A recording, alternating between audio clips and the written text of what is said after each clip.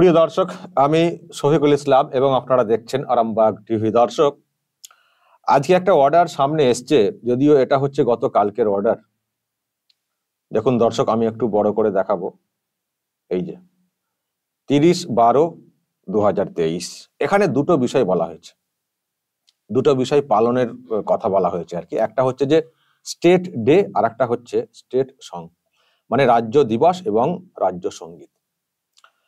তো যেটা বলা হয়েছে যে পয়লা বৈশাখ রাজ্য দিবস পালন করা হবে এবং সেটাকে বলা হবে বাংলা দিবস। আর রাজ্য সঙ্গীত হিসেবে বাংলার মাটি বাংলার জল, কবিগুরুর লেখা, সেটাকে পালন করা হবে বলে এখানে গানের কথাগুলো উল্লেখ করা হয়েছে, লেখা হয়েছে। আর একটা পেজ রয়েছে দর্শক, আমি সেটাও আপনাদেরকে দেখাবো। দেখুন এখানে কি ডিরেকশন দেওয়া হয়েছে। আচ্ছা, এই যে গানটা, এটা মোটামুটি 1 মিনিট 59 সেকেন্ডের।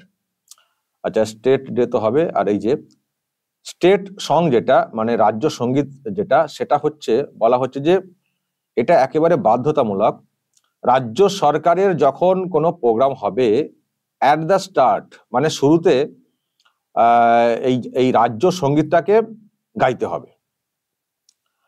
আর ন্যাশনাল অ্যান্থাম যেটা মানে জাতীয় সঙ্গীত যেটা, সেটা হবে অ্যাট দ্য কনক্লুশন, মানে ওই মানে জাতীয় সঙ্গীত দিয়ে প্রোগ্রামটাকে শেষ করতে হবে।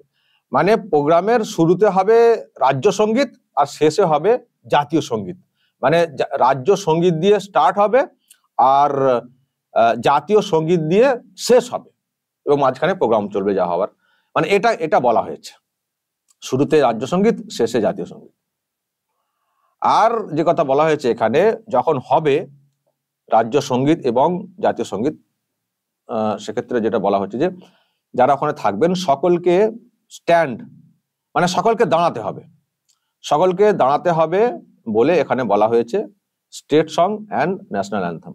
মানে এই দুটো ক্ষেত্রেই মানে ন্যাশনাল অ্যান্থেমে তো দাঁড়াতে হয়ই, তো রাজ্য সঙ্গীতের ক্ষেত্রেও আর কি ওই একই কথা এখানে বলা হচ্ছে। মানে এই নয় যে ওনারা বলবেন তারপর লোকজন জাতীয় সঙ্গীতের ক্ষেত্রে দাঁড়াবেন, সেটা আগে থেকেই ছিল। আর রাজ্য সঙ্গীতের ক্ষেত্রে এটা আর কি জুড়ে দেওয়া হচ্ছে যে সেই সময়ও দাঁড়াতে হবে আর কি যারা ওখানে থাকবেন। আচ্ছা, কে অর্ডারটা করেছেন? এইচ.কে দ্বিবেদী, মুখ্য সচিব, গতকালকে তিনি সই করেছেন আর কি অর্ডারটাতে।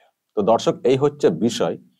রাজ্য সরকারের এই অর্ডার আজকে সামনে এসছে, আজকে মিডিয়াতে খবরও হয়েছে, আপনারা সব দেখেছেন। কিন্তু এটা হচ্ছে গতকালকের সই করা। যে দুটো ব্যাপার, একটা হচ্ছে যে রাজ্য দিবস মানে বাংলার আর কি রাজ্য দিবস পালন করা হবে, স্টেট ডে, সেটা হচ্ছে পয়লা বৈশাখ, সেটাকে বলা হবে বাংলা দিবস।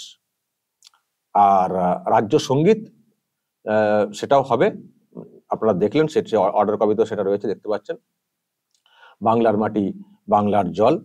আর যেটা দর্শক, হ্যাঁ, এটাকে বলা হয়েছে যে হবে রাজ্য সঙ্গীত হিসেবে, এবং এই যখন হবে সেটা তখন দাঁড়াতে হবে, জাতীয় সঙ্গীতের ক্ষেত্রে যেমন দাঁড়াতে হয় এক্ষেত্রেও দাঁড়াতে হবে বলে এই অর্ডারটা করা হয়েছে। এখন প্রশ্ন দর্শক, এত বড় সিদ্ধান্ত, সেটা ওই মুখ্য সচিব সই করে অর্ডার করে দিলেন, ছেড়ে দিলেন, হয়ে গেল? মুখ্য সচিব অর্ডার করে ছেড়ে দিলেন, হয়ে গেল? এত বড় একটা সিদ্ধান্ত রাজ্য সরকারের হয়ে গেল। রাজ্য সরকার বলতে কি, রাজ্যের ব্যাপার, একটা বাংলার বিষয়, এত বড় একটা বিষয়, ওই শুধু একটা সই করে দিলেন, হয়ে গেল অর্ডারটা। এর কি ভ্যালু আছে? এর কি ভ্যালু আছে? এ তো সেই অ্যাডহক সিস্টেমের বিষয়টা যেন হয়ে গেল, টেম্পোরারি অর্ডারের মতো একটা বিষয়টা হয়ে গেল। রাজ্য সরকার যেমন বিভিন্ন ক্ষেত্রে টেম্পোরারি অর্ডার দেয় না, কাল থেকে লকডাউন, অমুক তমুক, এটা টেম্পোরারি অর্ডারের মতো হয়ে গেল। এই অর্ডারের কি ভ্যালু রয়েছে? আজকে আপনারা ক্ষমতায় রয়েছেন, মানে মুখ্য সচিব যখন সই করেছেন, মানে যারা এখন সরকারটা চালাচ্ছেন তাদের সম্মতিতে বা তাদের ইচ্ছেতে হয়তো উনি করেছেন, কিন্তু এর কি ভ্যালু আছে? তো যতদিন তারা থাকবেন যতদিন এই শাসকের লোকজন থাকবেন ততদিন। কিন্তু তারপরে কি হবে? নতুন একটা সরকার আসবে, এটাকে ছুঁড়ে ফেলে দিবে, কি হবে?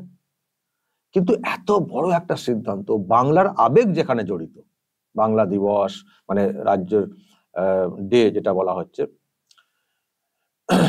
পশ্চিমবঙ্গ দিবস এখানে কিন্তু বলা হচ্ছে না, বাংলা দিবস হিসেবে পালন করা হয় বলা হচ্ছে। যাই হোক, বাংলার এত বড় একটা আবেগের বিষয় এবং রাজ্য সঙ্গীত সেটাও একটা আবেগের বিষয়, তো সেটাকে এইরকম একটা ছেলে খেলার মতো করে কেন অর্ডারটা করা হলো? যদি সত্যিই বাংলার মানুষের সেন্টিমেন্টের কথা ভেবে এরকম একটা সিদ্ধান্ত নেওয়া হয়ে থাকে, তাহলে প্রপার সিস্টেমে করা যেতে পারতো। মানে বিধানসভাতে পাশ করানো, একটা বিল এনে পাশ করানো, এবং সেটাতে রাজ্যপাল সই করতেন, সই করে একটা অ্যাক্ট মানে অ্যাক্ট হয়ে যেত, একটা আইনের মতো হয়ে যেত। তখন মানুষজন আরো এভাবে পালন করতেন, এবং পালন না করলে আইনি ব্যাপারও একটা আসতে পারতো, ব্যবস্থা নেওয়ার। সেটা করতে পারতেন, আরো সেটা হতো। এবং সরকার যেই আসুক না কেন, সরকার এই সরকার থাক বা না থাক, যেই আসুক না কেন, ওটা কন্টিনিউ হতো। নতুন কেউ এসেই সঙ্গে সঙ্গে ওটাকে বাতিল করে দেবে, আজকে চেয়ারে বসে কালকে সেটা করতে পারতো না, তাকেও বিধানসভাতে বলে টলে যদি কোনো চেঞ্জেস আনার চেষ্টা হতো, তাকেও একটা প্রসেস মেনটেন করতে হতো, তাহলে একটা সিস্টেম অনেক হতো। এই কি হয়ে যেত, সেই সাদা কাগজে অর্ডার করার মতো, আজকে করা হয়েছে কালকে নতুন সরকার আসবে ছুঁড়ে ফেলে দেবে। তো তাহলে কি হবে? তাহলে সেটা বাংলাকে সম্মান জানানো হবে না অসম্মান করা হবে?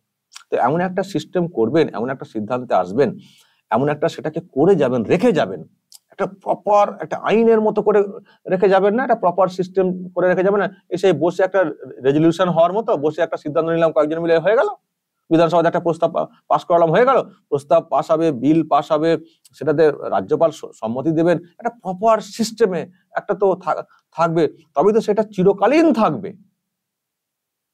কি এর গুরুত্ব রয়েছে? সরকার বলেছে ওনার ডিম বলেছে, কি হবে? এর কি গুরুত্ব রয়েছে? এটা তো আমি বারবার বলছি, এটা আর পাঁচটা ওই রকম বিষয় নয় যে হুট করে সিদ্ধান্ত নিয়ে নিলাম, একতরফা সরকার ঘোষণা করে দিল order order order order order কেন হবে? বাংলার একটা আবেগের বিষয় এখানে, বাংলা বাঙালির একটা আবেগের বিষয়, সবার সম্মতি নিয়ে হবে, প্রপার সিস্টেম হবে, রাজ্যপালের সম্মতি থাকবে, একটা মানে রাজ্য সরকার মানে গভর্নমেন্ট করছে অর্ডার, কিন্তু গভর্নর যিনি তিনি হয়তো জানেন না অর্ডার হয়ে গেল, এবার কি? যদি গভর্নর তিনিই জানেন না, অর্ডার হয়ে গেল, অবাক দিনে অবাক হবে, মন খেয়ালি যখন খুশি। ফলে এটা খুবই ছেলে মানুষই আমার মনে হয়েছে, এর কোনো স্থায়িত্ব নেই। আজকে যে অর্ডার হয়েছে, এই অর্ডার 2 বছর পর হয়তো নাও থাকতে পারে, কারণ এর কোনো ভ্যালিডিটি কিচ্ছু নেই। আর কে মুখ্য সচিব একটা সই করে অর্ডার করে দিয়েছেন? এত আবেগের বিষয় সেখানে, যেখানে এর কোনো ভ্যালু আছে? ছেলে খেলা হচ্ছে, আজকে অর্ডার করা হচ্ছে, কালকে আবার ছুঁড়ে ফেলে যাবে, সেটা কি হচ্ছে? সে তো এবার ধরুন কবিগুরুর গান, এবার প্রপার সিস্টেমে করা হয়নি, কখন আবার এটা নিয়ে আবার এদিক ওদিক হলে সে আবার অন্য সেন্টিমেন্টে তৈরি হয়ে যাবে। মানে একটা জানি না, ইচ্ছা করি এগুলো করা, বিতর্ক তৈরি করে একটা কিছু উদ্দেশ্য পূরণ করা, কিন্তু এটা সিস্টেম নয়, এটা সিস্টেম নয়। যা কিছু হবে একটা প্রপার সিস্টেমে, স্থায়ী মানে সবই সেই সিভিক টাইপের হয়ে যাচ্ছে আর কি। একটা স্থায়ী সমাধান, একটা পার্মানেন্ট যাতে থাকে সবকিছু, সেই সব করে খাতাপত্র সব মেনটেন করে করতে পারতেন, একটা পার্মানেন্ট একটা হতো, একটা আবেগের জায়গা হতো। ফালতু কেস, ফালতু কেস। তো আর কি হয়েছে আসলে, আমি আগে বলেছিলাম, এই যে পশ্চিমবঙ্গ দিবস নতুন করে একটা দিন ঠিক করা হবে বলে বলা হচ্ছিল, আমি বলেছিলাম যতই যেই আপনারা নানান সব মত দিন না কেন, উনি সেই কিন্তু পয়লা বৈশাখে এই দিনটাকে পালন করবেন, দেখবেন ঘুরিয়ে ফিরিয়ে। তার একটা অন্য কারণ আমি বলেছিলাম দর্শক, যে পয়লা বৈশাখটা এই জন্যই করবেন, পয়লা বৈশাখে এমনি একটা বাঙালির একটা আবেগ থাকে, সেটাকে কাজে লাগানোর একটা চেষ্টা হবে। তার মানে আমাদের ঘোষিত দিনটাকে কিভাবে পালন করা হচ্ছে, অ্যাকচুয়ালি সেটা পয়লা বৈশাখ হিসেবে মানুষজন এমনি আগে থেকে পালন করে থাকেন, বাংলাদেশের লোকেরাও পালন করে থাকেন। তো আর ওটা আমি বলেছিলাম যে পয়লা বৈশাখ এই জন্যই হবে কারণ তখন তো একেবারে লোকসভা ভোটের তো একটা আবহ তৈরি হয়ে যাবে। পরে হবে কি না হবে জানি না, পালন করা হবে কি হবে না, কিন্তু এবারে অন্তত পয়লা বৈশাখে এই বাংলা দিবসটাকে বিরাট করে একটা পালন করার চেষ্টা হবে, সেটা দিয়ে একটা সেন্টিমেন্ট, বাঙালির সেন্টিমেন্ট তৈরি করে ওই ভোট বৈতরণী পার হওয়ার একটা চেষ্টা হবে। আর বাইরে থেকে যারা আসবেন, মানে বাইরে মানে কি, বিজেপি যারা নেতা আসবে বাইরে থেকে, তাদেরকে বহিরাগত বলে আমরা এখানে বাঙালির কালচার নিয়ে চলি, দেখুন আমরা বাংলা দিবস পালন করছি বলে, ওই আর কি একটা তৈরি করে একটা সেন্টিমেন্ট মানে তৈরির চেষ্টা হবে, এটা বলার কোনো অপেক্ষা রাখা। দর্শক, আমি যেটা ভেবেছিলাম দেখছি তাই হয়েছে। একবার সরকারি অর্ডার এখানে বের করে দেওয়া হয়েছে, পয়লা বৈশাখী হবে এই রাজ্য দিবস, পয়লা বৈশাখী। আসলে ওই টাইমটাকে বাঁচা হয়েছে। যদি এটাকে বলা হতো আগস্টের দিকেও যখন একটা মিটিং করেছিলেন নবান্নে, তখন কিন্তু আগস্ট বা অন্যান্য সব ডেট এসেছিল। আমি বলেছিলাম যে যতই যে যার ডেট বলো না কেন, ওই পেছনের কোনো জায়গা নেই। ওই ঠিক লোকসভা ভোটের আবহ যে সময়টা, ওই সময়ে উনি করবেন, পয়লা বৈশাখী উনি করবেন। তাই দেখছি অর্ডারে চলে এসছে। ওনার ইচ্ছাতেই তো হয়েছে, আবার কার ইচ্ছা?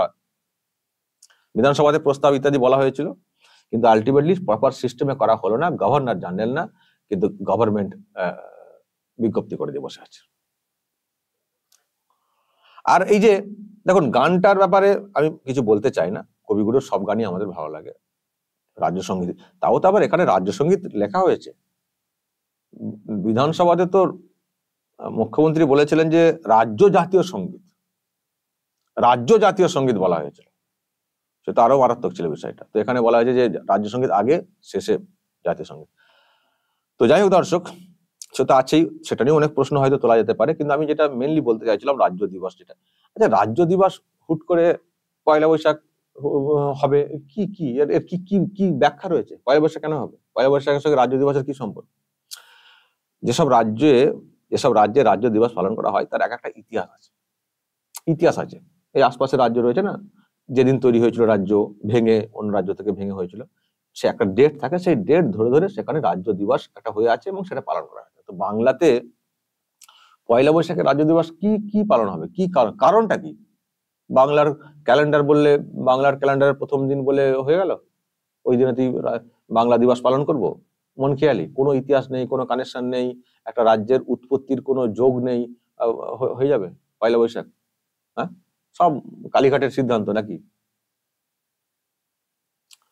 বরং এটা পশ্চিমবঙ্গ দিবস পালন করে এখানে, এবং পালন এখানে কেন পালন, ন্যাশনালিও এটা এটা তকমা পেয়ে রয়েছে পশ্চিমবঙ্গ দিবস। সেটা হচ্ছে 20 জুন। কারণ 20 জুন যে বিষয়টা, এটা উল্লেখ করা, মানে এটা বলা হয় এই জন্য, 20 জুনের সঙ্গে পশ্চিমবঙ্গের উৎপত্তির একটা কানেকশন রয়েছে। 20 জুনের সিদ্ধান্তের জন্য কিন্তু পশ্চিমবঙ্গটা পশ্চিমবঙ্গ হয়েছে, নাহলে বাংলাদেশে চলে যাচ্ছিল, পুরো বাংলাটাই। 20 জুন সিদ্ধান্তের ভিত্তিতে বাংলা থেকে পশ্চিমবঙ্গটাকে আলাদা করা হয়েছে, বাকিটা বাংলাদেশে, মানে পাকিস্তানে আর কি, পুরো পাকিস্তানে। তো পুরো বাংলাটাকে ছেড়ে না দিয়ে বাংলার এই অংশটাকে পশ্চিম বাংলা বলে, পশ্চিমবঙ্গ হিসেবে এটাকে রেখে দেওয়া হয়েছিল ভারতের সঙ্গে। তো যেদিনের সিদ্ধান্তের জন্য আজকে আমরা পশ্চিমবঙ্গ হিসেবে ভারতে রয়েছি, মানে পশ্চিমবঙ্গের উৎপত্তি ঘটেছে, তো সেই দিনটা পশ্চিমবঙ্গ দিবস হবে না, সেই দিনটা বাংলা দিবস পালন করা হবে না, বা সেই দিনটাকে রাজ্য দিবস হিসেবে পালন করা হবে না, হঠাৎ করে পয়লা বৈশাখ পালন করবো, এর কোনো মানে হয়? হাতা আছে না মাথা আছে এইসবের? কিন্তু ওনাদের ইচ্ছে। তো সেজন্যই বলছি, ওই ইচ্ছেই থেকে যাবে যতদিন আছেন ক্ষমতায়। ওই সরকারি একটা অর্ডার, এর কোনো মানে ভ্যালিডিটি থাকবে না। সরকারটার চলে গেলে এও ভোগে, এই অর্ডারের কোনো সিস্টেম নেই, আর রাখার কোনো জায়গাও নেই। কারণ প্রপার সিস্টেমে এটা করাও হলো না। গভর্নরকে টাচ করলে তার যে একটা স্থায়িত্ব হতো, এখানে কিছু করা হয়নি, সবটাই টেম্পোরারি বেসিস, ওই সিভিক ফরম্যাটে করা হয়েছে। এর কোনো ভ্যালু নেই, ওই আর কি শখ মেটানো হচ্ছে। তবে ওই পরে থাকবো না থাক, অন্তত এবার পয়লা বৈশাখটা আমরা অন্তত ঘটা করে পালন করে দেখাবো আমরা কত বাঙালির কালচার ধরে রাখি, আর ওরা বাইরে থেকে এসে সব নষ্ট করে দিচ্ছে, বলতেও পারবো। ওই আর কি, সবই হচ্ছে ভোটের কথা মাথায় রেখে এটা। এর মধ্যে বাঙালির কোনো আবেগ নেই। যদি বাঙালির আবেগকে মাথায় রেখে এটা করা হতো, আর যাই হোক, পয়লা বৈশাখটা কখনো বাংলা দিবস বা রাজ্য দিবস হিসেবে পালন করা হতো না। সবটাই হচ্ছে ভোট অঙ্কের কথা মাথায় রেখে। দর্শক, যদি কিছু বলার থাকে বলবেন কমেন্ট বক্সে, নজর রাখবেন আরামবাগ টিভি।